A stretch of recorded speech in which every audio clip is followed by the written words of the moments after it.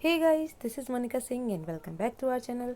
सो आप में से एक लर्नर को ज़रूरत थी growing up as a learner के एक टॉपिक की, जिसके ऊपर उन्हें फाइल बनानी है। टॉपिक है educational psychology and intelligence, meaning, nature and theories. ठीक है।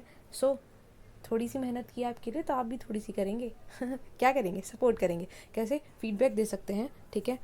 अगर हेल्पफुल है तो लाइक कीजिए, शेयर कीजिए और ज़रूर बताइए अगर इसमें कोई कमी रह गई हो तो। ठीक है। और अगर कोई कमी नहीं है तो फिर लाइक तो बनता है। सो देखते हैं कितने लाइक करते हो आप। तो शुरू कर लेते हैं।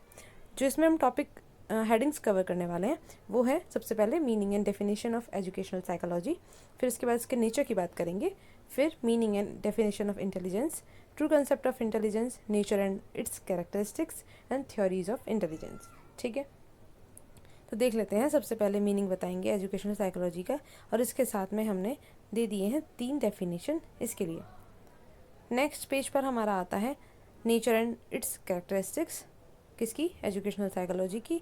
तो यहाँ कुछ 7 पॉइंट्स हैं जो इसकी कैरेक्टरिस्टिक्स और नेचर बताते हैं। इसके बाद में हमारा हम मीनिंग बता रहे हैं इंटेलिजेंस का। तो हमने इंटेलिजेंस के बारे में बताया। ठीक है।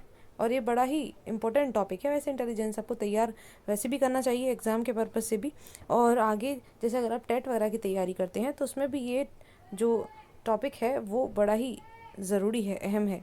ठीक है। क्योंकि इसके जो थ्योरीज़ हैं उन पे क्वेश्चंस कई बार बन जाया करता है बहुत अच्छे से। ठीक है। तो देखिए यहाँ पे ट्रू कंसेप्ट बताया हमने। इसके बाद हमारा आता है नेचर इंटेलिजेंस का। ठीक। जिसमें कि हमारे 12 पॉइंट्स हमने कवर किए हैं। ठीक है। तो यहाँ ये ऐसे कंप्लीट होने वाला है। ये पूरा हो गया। इसके बाद में हमारी आती हैं थ्योरीज़। ठीक है। जिसमें सबसे पहले थ्योरीज़ हमारी यूनिटरी और मोनार्किक थ्योरी बीने टमन स्टर्न के द्वारा दी गई थी। ठीक है। फिर है टू फैक्टर और बाय फैक्टर थ्योरी, जो कि स्पीयरमैन द्वारा दी गई थी, और इसमें जर्नल एबिलिटी और एक स्पेसिफिक एबिलिटी की बात करते हैं, जी फैक्टर और एस फैक्टर। आप पढ़ेंगे तो आपको पता चलेगा, आप तैयारी भी करेंगे तो आपको पता चलेगा कि टॉपिक कितना ज़रूरी है। तो ये इसके संबंधित हमारी एक फिगर है। नेक्स्ट हमारी 3 फैक्टर थ्योरी, जो कि स्पीयरमैन की ही है। इन्होंने अपनी 2 फैक्टर थ्योरी में थोड़ा सा चेंज किया, जो उसमें कमी थी उसको पूरा किया और एक और थ्योरी लेकर आए, 3 फैक्टर थ्योरी, जिसके लिए ये फिगर हो जाता है। अब फिर नेक्स्ट आती है हमारी मल्टी फैक्टर और एनार्किक थ्योरी, जो कि थॉर्नडाइक ने दी थी, E.L. थॉर्नडाइक। फिर इसके बाद ग्रुप फैक्टर थ्योरी, जो कि हमारी प्रोफेसर थर्स्टन ने दी। इसे PMA मॉडल भी कह देते हैं, प्राइमरी मेंटल एबिलिटी मॉडल, जिसमें ये कुछ 7 मेंटल एबिलिटी बताई गई हैं इनके द्वारा इंटेलिजेंस की। नेक्स्ट हमारा हेरारिकल थ्योरी, जो कि बर्ड, फिलिप एंड बर्नर ने दी थी। ठीक है। इससे रिलेटेड हमारी ये फिगर है।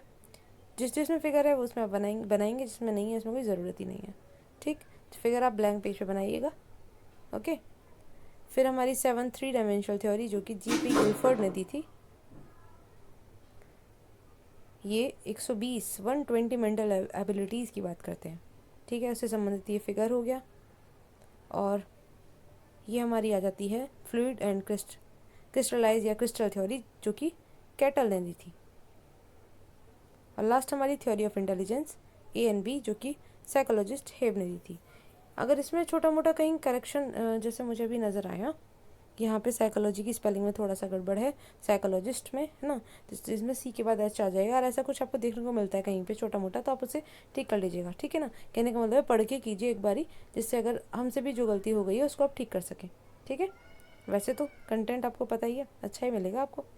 ओके। तो नेक्स्ट वीडियो में मिलते हैं। Thanks for watching.